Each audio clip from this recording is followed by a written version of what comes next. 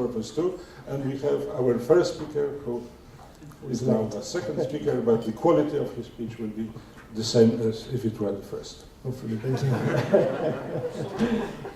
I would like to address again perhaps this issue of testing general relativity and Pork stars of 1,000 of solar mass, perhaps in the discussion. But right now I'm going to talk about LOFT. You have heard already many things about this mission over the last few days, so this is going to be something like a review of what LOFT can do, what LOFT is and what LOFT can do, and of course there will be also later on the discussion about this.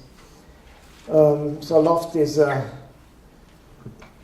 candidate mission for the M3 ESA selection that will take place at the end of January, and it's designed, as you know, to address one of the main themes of the cosmic vision program, namely the one that says probe gravity theory in the very strong field environment of black holes and other compact objects, and the state of matter at supranuclear energies in neutron stars. Here is a list of the people, the main people involved in the consortium for the different nations, but the science team, as you all know, and many of you are involved in it, of course, is considerably larger than that and involves other nations still.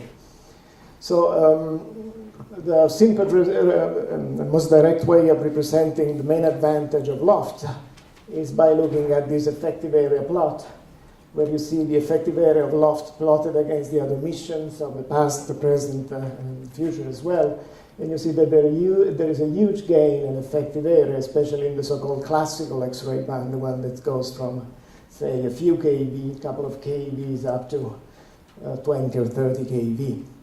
And the other novelty is that for the first time, for a very large area instrument, this is coupled with CCD-like spectral resolution, meaning something like 240 electron volts on average, around 6 keV. So it's really the combination of these two things that makes the large area detector on LOFT, which is the main instrument, unique. Of course, such a large area instrument must be collimated. There is no way of making of an observatory with focusing on properties that size. And nevertheless, for the kind of science that LOFT will do, it's essential also to have a wide field monitor, an instrument that looks at a very large portion of the sky at any one time. So this is a representation of the field of view of this other instrument, the wide field monitor, as compared to the whole sky, and you can see this sizable fraction, about 1/4 of the sky at any one time. In this representation, it's staring at the galactic center, but you see the kind of region it covers. So this is also an instrument that operates more or less in the same energy band, a little extended in fact, and it's based on a technology which is similar to the one of the lab, namely the one of silicon drift detectors. The angular resolution is something like 5 arc minutes times 5 arc minutes, but it will be able to locate sources much more accurately at about 1 arc minute level. And this will be essential, of course, to identify new transients, gamma ray bursts, and all these things, but especially in view of LOFT's main themes, to observe source states, which are the ones in which we want really to look at those sources. Now, again, to give an impression of the difference between LOFT and previous instrument, well, this is the largest area instrument that has flown so far, RXT, 6,500 square centimeter area, and this in scale, how big LOFT is, about 15 times larger in effective area. If you compare LOFT instead with the other instruments who have afforded CCD-type resolution, well, the winner here are XMM and Suzaku, and here we're talking about a factor of 100 more effective area compared to those. That factor of 100 gets even worse. It gets to be 200 if you are dealing with a 0.3 Crab source, and even higher if you are dealing with a Crab source, because in those instruments, especially XMM, that time kills you, and therefore you get just a fraction of the photons down, the telemetry down. And so there is a huge advantage with respect also to previous instruments of the kind that have got solid state type spectral resolution. We come briefly to the science. This is cosmic vision, and again, this is the main themes that Loft will address. Let me give you a quick summary of what I'm going to say. That the Loft science objectives are centered about dense matter, and that will be done by studying neutron stars, and particularly by determining their mass and radius. And we have 3 different techniques for doing that. I will say a little bit about those. About seeing strong field gravity in action, therefore measuring GR effects, and this involves other diagnostics that are already there, broad iron line, fast variability, QPOs, and the techniques related to the so-called tomography and reverberation. And we will also have a half of the time to do other things. Of course, such a large area instrument has enormous throughput, but it has also relatively high background. Nevertheless, there are hundreds and hundreds of sources that, different classes, of course, that Loft will be able to study at an unprecedented level. So around these 2 main themes, again, a question of state and strong field, we determined a set of primary science objectives which were codified pretty early on in the program. And the characteristic of Loft, well, built around these science objectives. I won't go in detail through all of them, of course, but I would like to describe to you some of them at least. We'll put some more emphasis on things that haven't been addressed, or at least that have been, we haven't talked much about in the last few days here. So, dense matter. Why are you interested in dense matter? Well, we are interested in dense matter because of several astrophysical issues that are directly related to it. Namely, of course, the equation of state, first of all, is such, and the signal produced by coalescing binaries, especially those signals, the signals that involve neutron stars, are far from being well determined, because the equation of state is indeed the major source of uncertainty. And also some physics of supernova and gravitational collapse is related to the properties of ultra-dense matter. There is also a great deal of interest in those measurements because of the physics of the strong force, and as I'm going to show you in a couple of slides, a bit more in detail. Of course, we all know that inside neutron stars there is quite a lot of complex physics that's taking place, and that there is a strong gradient of compositions of different kinds as we move from the outer layers, which are less dense, gradually into the core, where the highest densities in the universe are reached, as far as we know. At least the highest measurable, in the sense that they're not inside black holes. And as we move towards the center of the neutron star, towards its core, the present theory of the strong interaction is incapable of telling whether there could be exotic states of matter that involve, for instance, strange quarks in different configurations, for instance, forming hyperons, or even free quarks dancing together, binding together in a much different way than normal matter as we know that. What is the way of addressing this issue? Well, this is the QCD phase diagram, quantum chromodynamics. Here you have temperatures. It's something like a phase diagram, really. And here you have temperature, and here you have a chemical potential, which is something related, but not strictly like the density.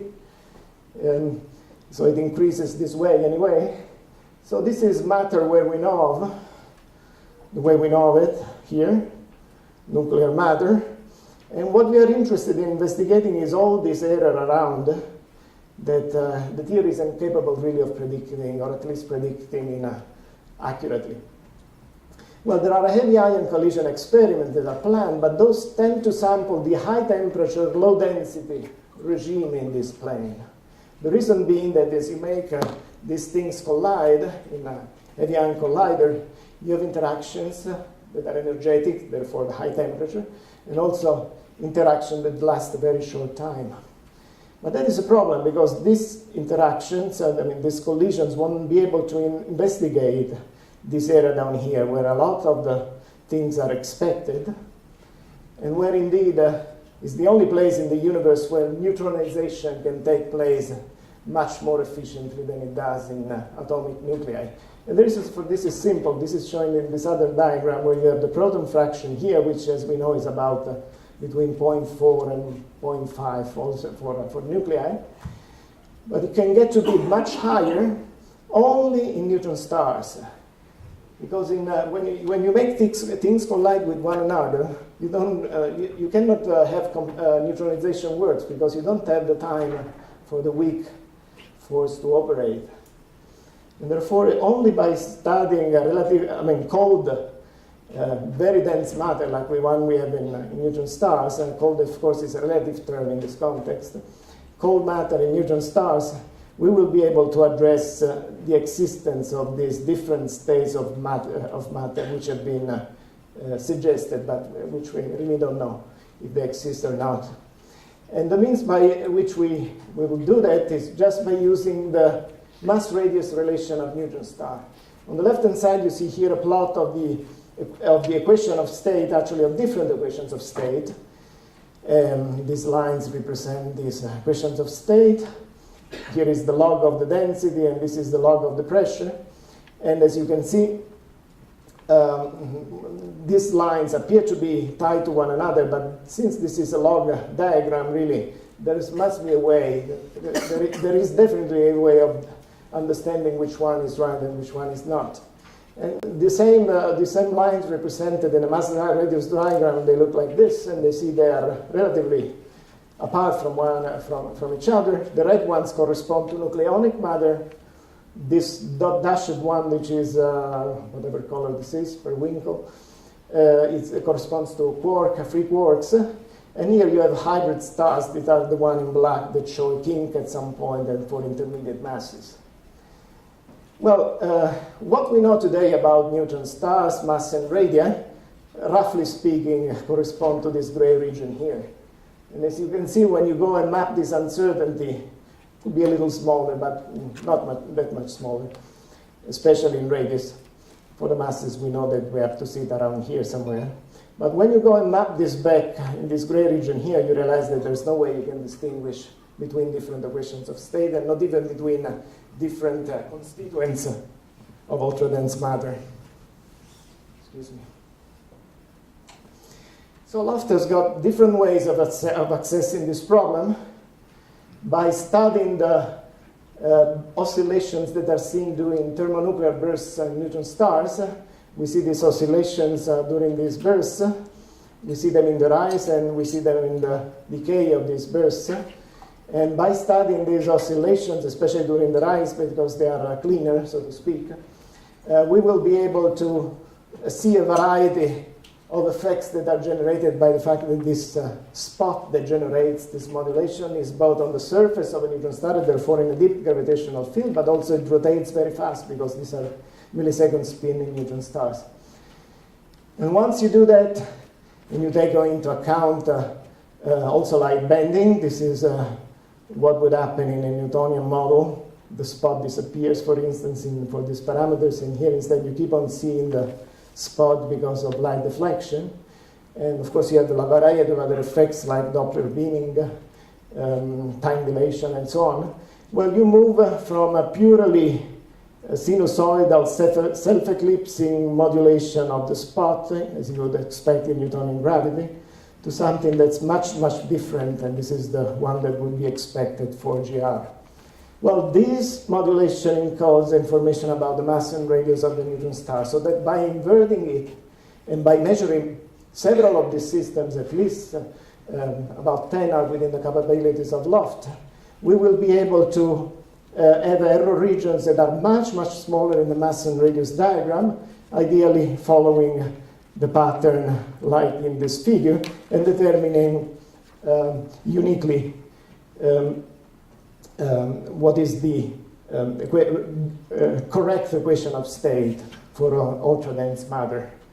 But of course, this isn't the only way. Another way involves the oscillations that have been seen during giant flares of magnetars.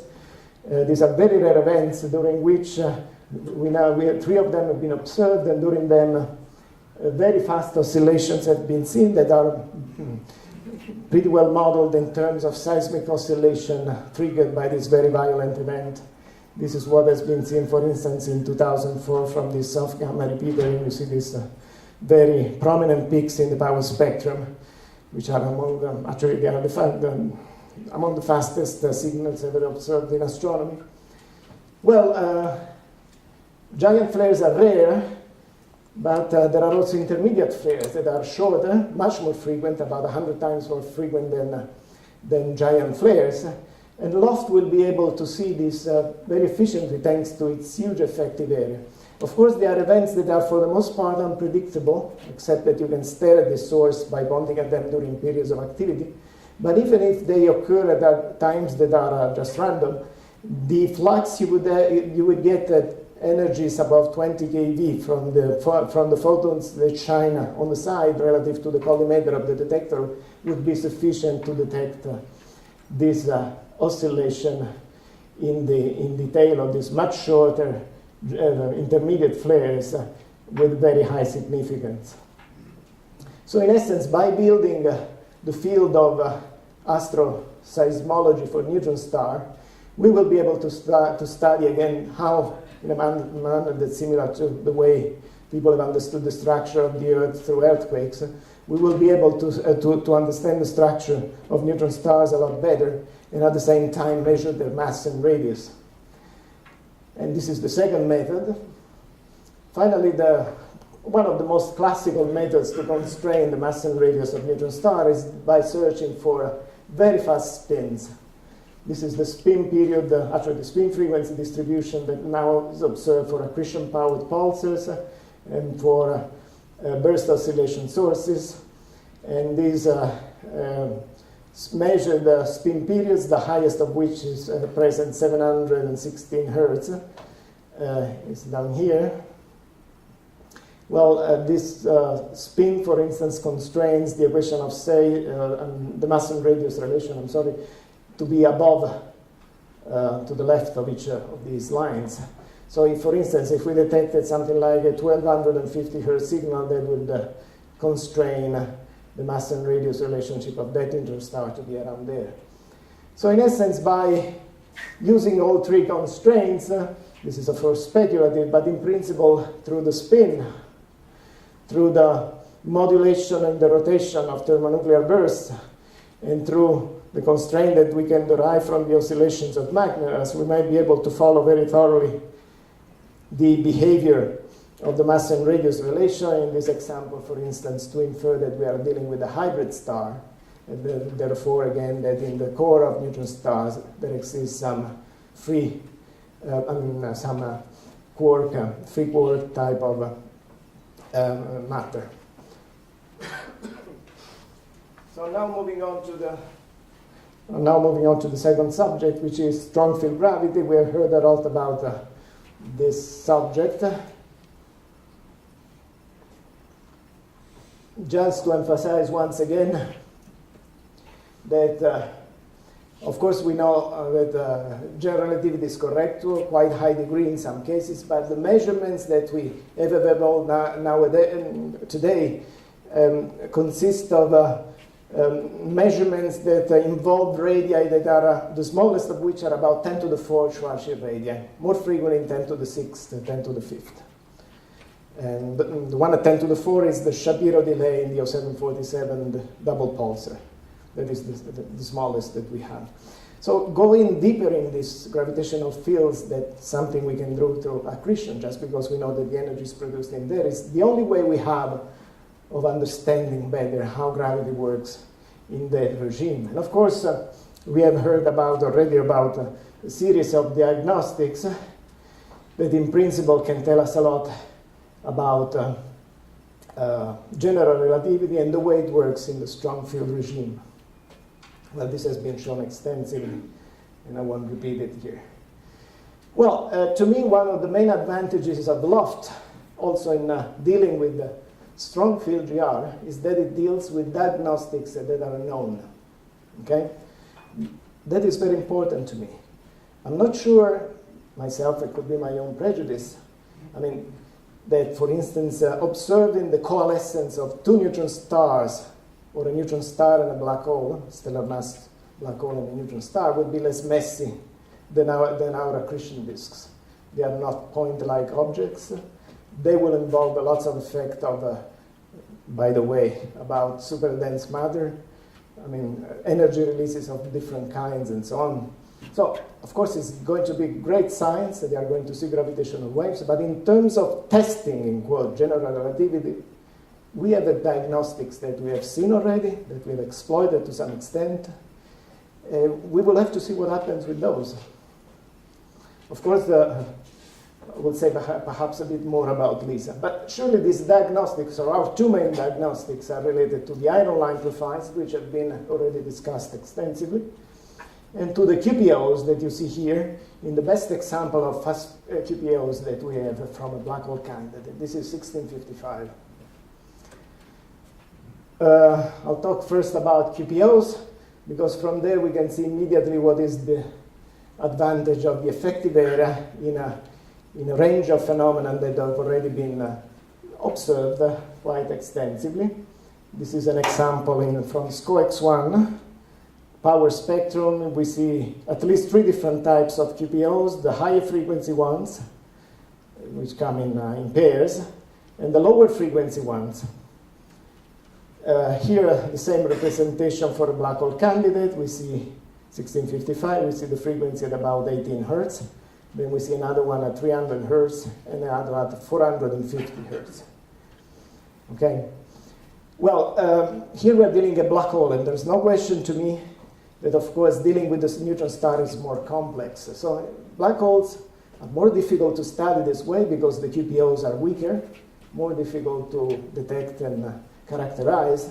But on the other hand, they are simple. Black holes, they are, I mean, if we believe general relativity, we have a very clear idea what the gravitational field around them should be. Not so for neutron stars. Besides the extreme case that Włodek was discussing some minutes ago, we know that neutron stars have got a boundary layer between the disk and the surface of the neutron star. We know they possess magnetic fields. I mean, these are all things that are difficult also to model, that we don't know 100% about, and that, of course, may complicate matter. So the real goal here is to go for black holes as much as we can. Now, in terms of fundamental frequencies, these have been described a lot, but perhaps for those of you who haven't visualized that, not that it is easy to visualize, every time I have to think about it myself, but if you look at the way, this three-frequency representation, okay, you should imagine an orbit that is both elongated and tilted. Now, imagine to flatten the motion on the plane, and this is the difference between the phi frequency. So by the time you complete the blue path, you have done a cycle in phi. But in order to go back to the same radius, you have to do this extra bit. Okay? So the radial frequency, the radial cycle is longer than the phi cycle. And this leads to what is familiar to us in terms of Mercury's periastron precession. Here, of course, it's much more pronounced. And the other part of the motion is the one that refers to the tilted orbit. Here, the story is the same. By the time you have completed the blue path, you have made a cycle in phi, but in order to complete the cycle in theta, you have to go this extra red bit. And this corresponds to nodal precession, the fact that the plane of the orbit doesn't stay the same, but rather wobbles around.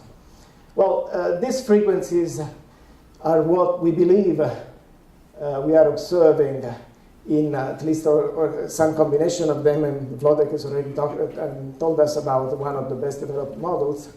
We believe we are observing in QPOs. Once again, I would like to show you what the advantage of loft is just in terms of signal to noise. Well, these are beautiful calculations that were carried out by our Czech colleagues who are in this audience.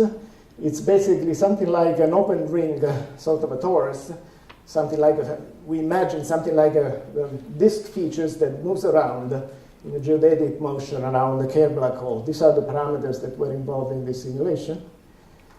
And the signal you would expect to see based on the model that interprets the QPOs in terms of precession is this kind of behavior, shifting frequencies, moving up and down as the radius of this annulus, of this broken ring changes, and correspondingly also the low frequency QPO moving. You see here the different frequencies and the interpretation. I won't go through all of them, but just to again show you what the huge advantage of loft is. This is a simulation that corresponds to a 4,000 second observation of a source that's like 1655 in terms of flux, under the hypothesis that this model is correct, and therefore you can see these frequencies wandering around and changing exactly in the way that the model predicts. So again, let me show you here, 4 100-second power spectra extracted from the previous image, done with loft. This is the sort of behavior you will get. Frequencies varying, the two ones getting closer as the frequency increases, this one increasing as well, and by contrast, the radial epicyclic frequency is shifting towards lower frequencies. So this is what you will get in 400 seconds. Each of these is 100 seconds with loft, and this is what you got with 54 kiloseconds with XT-PCA, the largest instrument that has flown so far. Well, of course, one can consider the other models well, in which you deal with relativistic epicyclic resonance interpretation. I think this is just a simple formulation of the model. And this frequency, I understand, is not part of the model, but you could see here the two main frequencies, some frequency differences, and possibly also the higher harmonics of the signal. So it would be easily within loft power to disentangle these two models and tell which one is the right one. We come to iron lines. Iron lines from relativistic accretion disks. Probably you are all familiar with this, an idea that was put forward almost a quarter of a century ago. And the idea is that these iron lines that we see, these very broad iron line profiles, are generated by matter moving in Keplerian or quasi-Keplerian motion very close to a black hole. And in some cases, there is evidence already, and we have heard about this in previous talks, that we are dealing with extreme Kerr black holes, extremely fast rotating black holes. Well, concerning the study of the line profiles from loft, steady line profiles, I mean accumulating over and over photons, loft will be incredibly powerful. Look, this is from an X-ray binary, and 100-second exposure. This is the kind of spectrum you would get for the line. Signal to noise that's enormously superior to any signal to noise that was measured in the past. But also for AGN, we are dealing with a 2.5 milligrab AGN. The spectrum that you can measure is quite good. Of course, you get lots of background photons when you go to weaker sources, but still it's very good. And this is the sort of uncertainty regions that you would get for the determination of the inclination of the disk and the spin parameter of the black hole. It's exceedingly small to the point that one would have to worry about the systematics here, of course, for this object, but it's pretty small also for AGN, something like 0.1 in terms of accuracy, in terms of A star.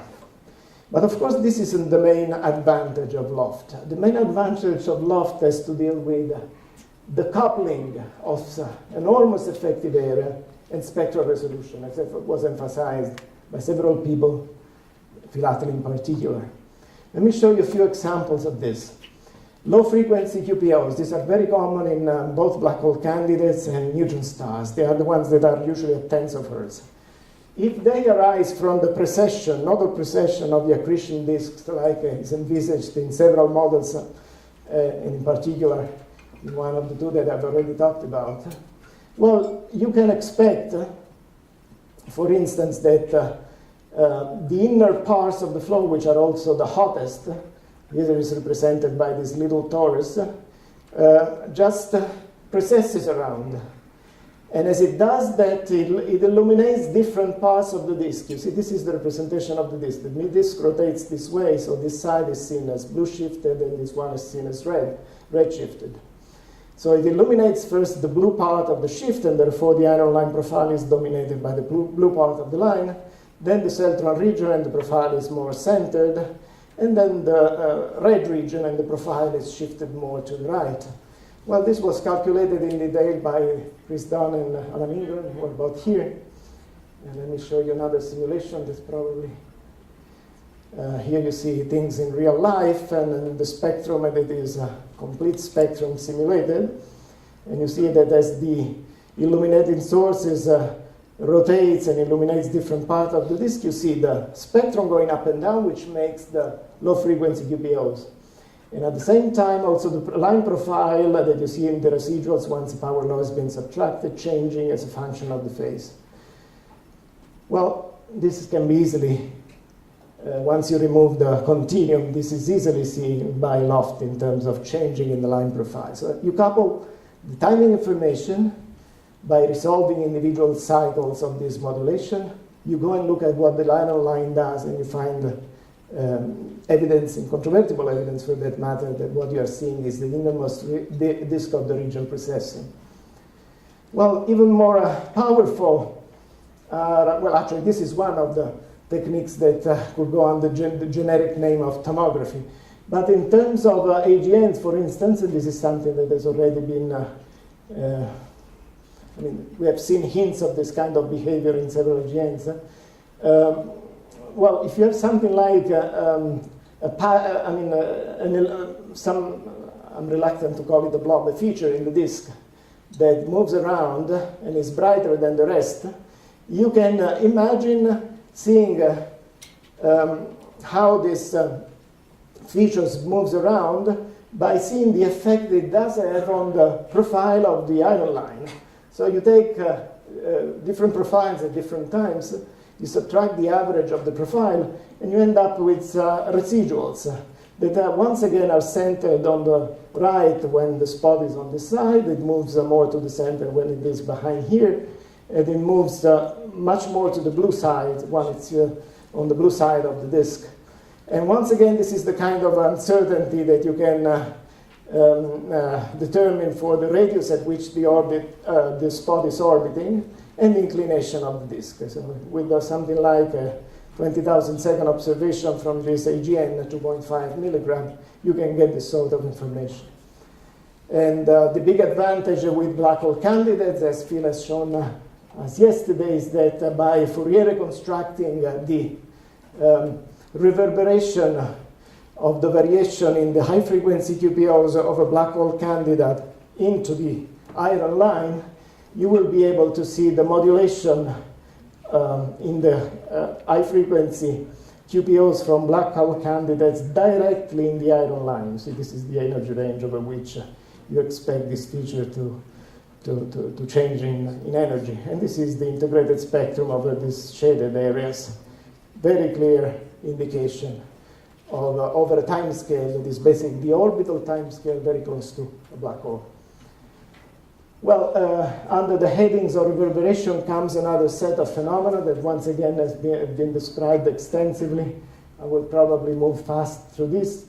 Perhaps I can just emphasize that with Loft, we will be able to tell both for an AGN and an X-ray binaries the difference, for instance, between the size of different inner region reverberating the signal of a varying X-ray source with the 1 square meter. Well, not 1 square meter really, but I mean with a smaller instrument on dead energy range like Athena, this kind of measurement cannot be carried out to this extent for sure. And probing gravity with Loft. Perhaps this is a chapter that we can spend a bit about in the round table. But currently, we measure gravity fields with accuracy in this regime here. Here you have the number of gravitational radii, actually the inverse of the gravitational radii. So 10 to the minus 5 are probably 10 to the minus 4 are the best measurements that we have at this time. Those correspond to 10 to the 4 Schwarzschild radii, gravitational radii. And of course, these are all solar system measurement, binary pulsar. These are the experiments on the Earth. And of course, we go and sample the extremes of this regime by going much closer to X-ray binaries and AGN in general also with other instruments that we have. The big advantage of LOFT is that for the first time you will be able with a single instrument to investigate both X-ray binary, both black holes in X-ray binaries and black holes in supermassive AGNs through the same diagnostics, meaning in detail, of course, iron lines and possibly also quasi-periodic oscillations. Well, the difference between here and here is zero in terms of general relativity, because general relativity is not only about the number of gravitational radii. General relativity doesn't care about curvature, but this gravitational field have got vastly different curvature. These are indeed what the y-axis of this plot is. We are talking about major difference, something like 10 to the 16 difference in curvature. Of course, this representation of the different curvature is thank you, is just very poorly represented in here. So this is a chance of doing some different tests of gravity if we gain the necessary confidence that what we are seeing indeed are what we believe we are seeing in terms of iron lines, in terms of CPOs. Let me say just, if my chairman is especially kind, let me say something, just a couple of transparencies about the Large Observatory science. This will be 2 years out of 4 in LOFT's lifetime, and it will deal again with general problems in this kind of astrophysics, meaning accretion physics, for instance, strong magnetic fields, cosmic explosions, matrix more or less, where we have white dwarfs, low mass X-ray binaries, X-ray bursters, high mass X-ray binaries, and so on, all the way to nearby galaxies, tidal disruption event, bright AGN, gamma ray bursts. And this is the way this space is filled with the characteristics of the LAD, the large area instrument, and the wide field monitor that are filling up this matrix in a pretty efficient way and will allow LOFT to do a lot of science. Finally, let me just put out this representation again of science that will be done this time mainly with the wide field monitor. Black hole states and different spectra. Gamma ray burst spectroscopy, this is an absorption feature that was hinted at in the SAC state of one gamma ray burst. It will be seen with enormous significance by the wide field monitor. Superbursts, which are the ones that occur very rarely in accreting neutron star and are due to the ignition of carbon. Cyclotron Ryans in high magnetic field neutron stars. And I'll just stop there by putting this information page about LOFT. Thank you.